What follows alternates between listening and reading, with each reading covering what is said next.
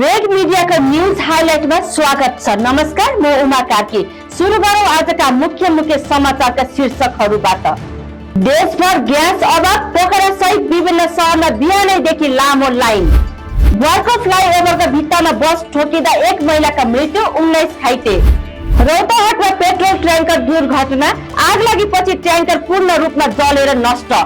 Miss beautician Madhes 2083 को तयारी तीव्र, साउन 27 मा लालगढमा ग्रान्ड फिनाले हुँदै। भिडभाड लुकाउन सिभिल अस्पतालमा फोटो भिडियो खिच्न रोक। रोड ठिक आरोहणका क्रममा ज्यान गुमाएका पर्वतारोही पूर्व बहादुर गुरुङको शव नेपाल ल्याइने। फेसबुकबाट बाल यौन दुर्व्यवहार सामग्री प्रसारणको आरोप, नेपाली नागरिक भारतमा पक्राउ। टिकटक लाइभकै क्रममा मेक्सिकन इन्फ्लुएन्सरको गोली हानी हत्या, राष्ट्रपतिद्वारा छानबिनको निर्देशन। तिनाउमा बन्ने सिग्नेचर ब्रिजको ठेक्का प्रक्रिया अन्तिम चरणमा, दशैं अघि सम्झौता गर्ने लक्ष्य। जय नेपाल पार्टी दर्ता गर्दै धवल शमशेर दुर्गा प्रसाद सर्वमान्य नेता बन्ने। स्वास्थ्य बीमाको 15 अर्ब बक्यौता भदौभित्रै भुक्तानी गर्ने सरकारको तयारी।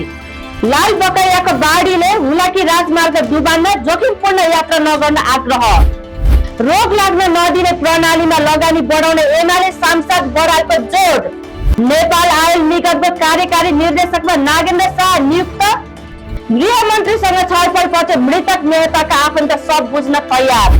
मर्दी पदयात्रामा फँसेका 3 युवाको सकुशल उद्धार। कैलालीमा ग्रेनेड पड्किँदा 2 सैनिक घाइते, काठमाडौँ रेफर। सरकारी नयाँ तलबमान स्वीकृत, न्यूनतम 29,000 देखि अधिकतम 90,000 सम्म।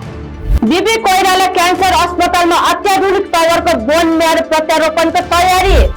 संघको सभामा खोलाले बगाउँदा हाइड्रो पावरका कर्मचारी बेपत्ता। रेड मिडियाको न्यूज हाइलाइट आजलाई यति नै। भोलि फेरि देश विदेशका समाचारहरू लिएर उपस्थित हुनेछौँ। तपाईहरु भने हेर्दै गर्नुहोला रेड मिडिया। हवस् त, नमस्कार।